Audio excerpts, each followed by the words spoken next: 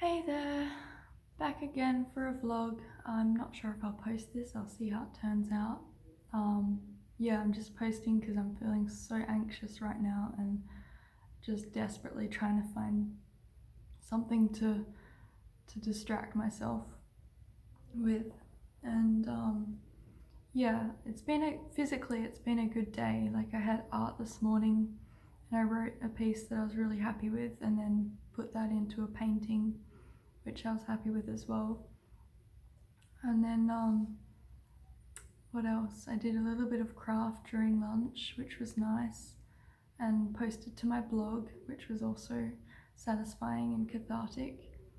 And then in the last group, I had very low hopes for being able to go for a walk, but I asked anyway if we could, and thankfully there were two facilitators, so the people that didn't want to walk didn't hold us back. They were allowed to stay in with one facilitator, and then the other facilitator took most of us out for a walk.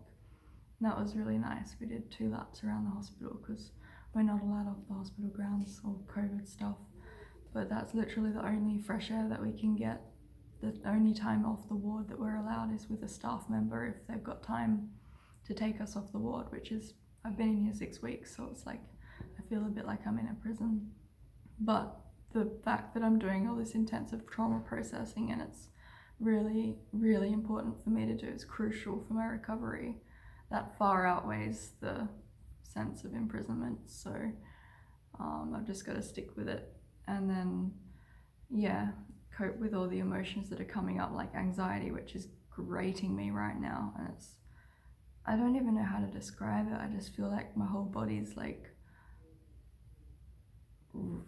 vibrating at some ultra high speed, and it's about to fracture into like a million different particles, and then it's just really jarring on my mind, and I can't think properly. I just feel like tense, and my leg kept shaking, or whenever I was sitting down it was just shaking. And I hadn't even had a coffee. I had like 3 sips of a coffee, that's all. So it can't be coffee addiction or coffee like whatever you call it. It couldn't be the caffeine. I've just got one now though, my sneaky coffee from the cafe that I'm not allowed to go to. I bumped into one of the staff members and she actually recognized me because I haven't been wearing sunglasses the last week or so. So she saw me and she laughed, but luckily she said she wouldn't tell anyone.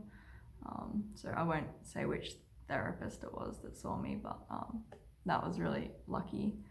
So I thought I might start off with some gratitude for today and say, what am I grateful for? I'm really grateful that I've got a loving partner who absolutely loves me to bits. I've never been this loved in my whole entire life. It's crazy. So there's a big thank you to him and all that he does for me. And then I'm really grateful that I had art this morning. I'm grateful that my psych actually called in sick today because I was gonna miss out on art. My appointment was bang smack in the middle of art, so even if I went either side of the appointment, I would have just got the introduction and then the reflection at the end, but not the actual art. So I was so grateful when my the psych center phoned up and said that I have to reschedule if I want another appointment. So I managed to reschedule an appointment, which was also lucky. So I've got one at a good time tomorrow afternoon after all the groups. And then I'm also grateful that I got this lovely coffee, and I'm grateful that I got out for a walk and in the sunshine and it didn't rain and it wasn't too hot. It was perfect for the walk. I'm grateful that I had time to post to my blog. I'm grateful that I've had time to journal and that I could see the veggie garden that we planted about 3 weeks ago, that's growing, and I could notice some serious changes in the plants. We've got marigolds and the buds are growing bigger, so the biggest bud's about that size, which is about just over 1/2 inch in height. So it's getting, and you can see a little bit of yellow in the middle, so it's just, yeah, it's starting to flourish anyway, which is really lovely. And I helped guide a few of the pea plants onto the trellis that we put in there for it. And I'm grateful for my choir, so grateful for my choir and all my friends in choir that are like family to me. I'm grateful for my psychiatrist who's been just supporting me this whole admission and all of my other admissions here. He's just the best guy you could wish for. Like, he's just so genuine, down to earth. We both love the ocean, so we talk about like our weekends and how good they were, and he goes to the beach a lot. So yeah, and he's just been so invested in my care, which is incredible and more than I could ask for. He just goes above and beyond. Sometimes he, like a couple of weeks ago, he was here at 8 p.m. on a Sunday night just checking in on me before he went down to work down south for a week. He's just so lovely. And then I'm also so grateful for my GP who has like held my hand the last 6 years, and she's seen me through the absolute worst of my life, and she's been there just so solidly like a rock for me, and shows me that like I'm loved and I'm valued and I'm important, which are all things that are hard for me to see and to feel. So I'm so grateful for her presence in my life and all the exchanges that we have. And she's just lent me some books which are inspiring. She knows that I want to be a poet and I want to publish my work, so she's left me a bunch of short stories to read to inspire me to write some short stories as well, which my work this morning in art was actually kind of like a short story, so I'm keen to like maybe publish that.